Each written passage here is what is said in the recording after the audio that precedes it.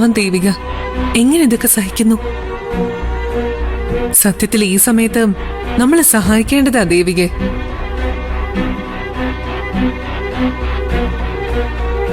കല്യാണത്തിന്റെ ചെലവ് മുഴുവൻ നമ്മൾ വേണം വഹിക്കാൻ. അത്രയും കടപ്പാടുണ്ടല്ലോ നമുക്ക് അവരോട്. നമ്മുടെ ഇപ്പോഴത്തെ അവസ്ഥയും അത്ര നല്ലതൊന്നും അല്ലല്ലോ അക്ഷരേ. പഴയ അവസ്ഥയിലായിരുന്നെങ്കിൽ എന്തെങ്കിലുമൊക്കെ ചെയ്യായിരുന്നു. ഈ നേരത്ത് എന്ത് ചെയ്യാൻ പറ്റുമെന്നാ നീ പറയുന്നേ? നമ്മുടെ ചുറ്റുപാടുകളൊക്കെ ദേവിക്ക് മനസ്സിലാവും. അതുകൊണ്ട് സഹായിക്കാൻ പറ്റില്ല എന്ന് വിചാരിച്ച് ആരും വിഷമിക്കൊന്നും വേണ്ട. എല്ലാ ബന്ധങ്ങളും ബിസിനസ് മൈൻഡോടെ കാണേണ്ട കാര്യമില്ലല്ലോ. അങ്ങനെയല്ലാത്ത ചില ബന്ധങ്ങളുമില്ലേ, അതിൽ പെടുവതും. അതെ, പണ്ടങ്ങനെ കാണാമായിരുന്നു. അതിന്റെയാ ഇപ്പൊ ഇങ്ങനെ അനുഭവിക്കുന്നേ. എന്നാലും ആരായിരിക്കും അത് ചെയ്തത്? ആരായാലും കാണിച്ചത് വലിയ ക്രൂരതയാണ്. ഒരാളും ഒരു പെൺകുട്ടിയോടും ഇങ്ങനെ ഒന്നും ചെയ്യാൻ പാടില്ല. ദേവിക ആള് വെറുതെ വിടുവൊന്നുമില്ല. ഉപ്പ് തിന്നവനെ കൊണ്ട് വെള്ളം കുടിപ്പിച്ചിരിക്കും.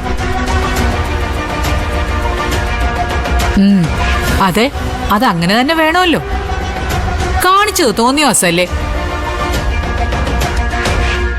അവിടം വരെ ഒന്ന് പോണ്ടേ? അതേതായാലും വേണ്ട. പോയാലും എന്തു പറഞ്ഞ് സമാധാനിപ്പിക്കാനാ? മാത്രമല്ല അത് കൂടുതൽ വിഷമം ഉണ്ടാക്കുകയും ചെയ്യും. ഏതായാലും കല്യാണത്തിന് പോവല്ലോ, അപ്പൊ നോക്കാം. അത് മതി, അതാ നല്ലത്.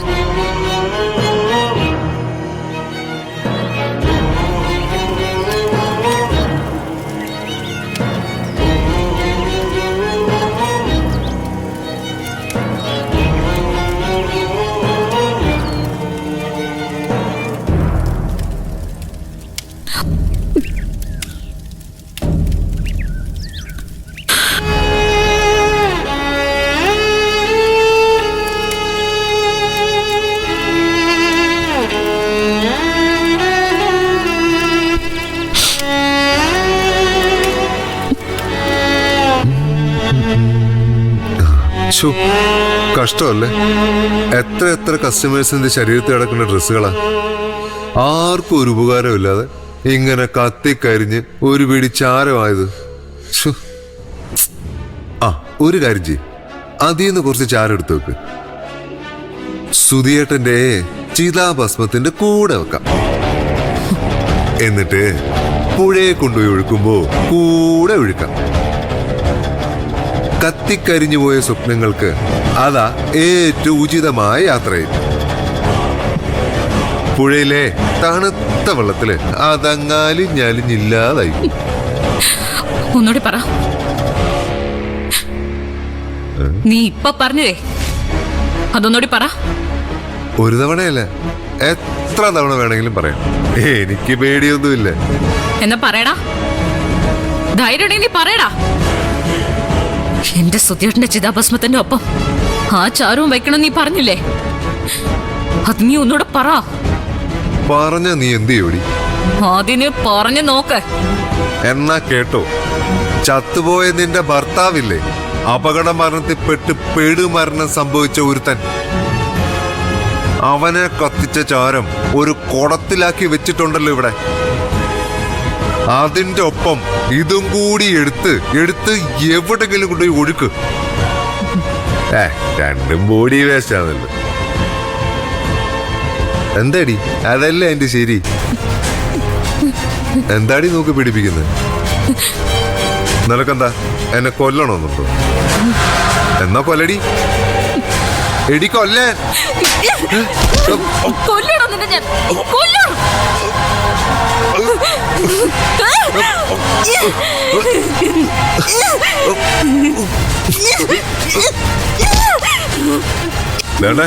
എന്റെ ദേഹത്തോട്ട് നീ വിവരം അറിയും. എന്താ പിന്നെ അതൊന്ന് കാണണമല്ലോ.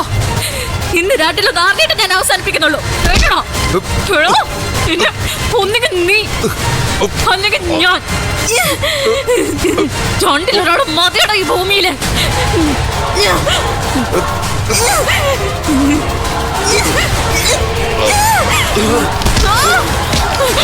അയ്യോ മുത്തശ്ശി, അമ്മേ, ഓടി വരണേ, കൊല്ലല്ലേ മുത്തശ്ശി, ഓടി വരണേ അമ്മേ, മുത്തശ്ശി ഓടി വായോ, മുത്തശ്ശി കൊല്ലല്ലേ, ഓടി വായോ മുത്തശ്ശി, മുത്തശ്ശി രക്ഷിക്ക്, മുത്തശ്ശി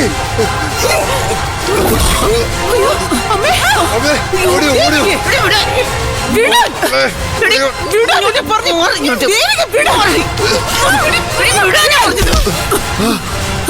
നീ എന്ത് വൃത്തികേടാണ് ഈ കാണിക്കുന്നത്?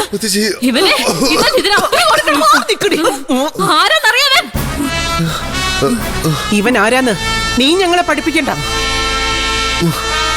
എന്തൊക്കെ അനുഭവിച്ചു, എന്നാലും നിന്റെ അഹങ്കാരത്തിന് മാത്രം ഒരു കുറവുമില്ലല്ലോ.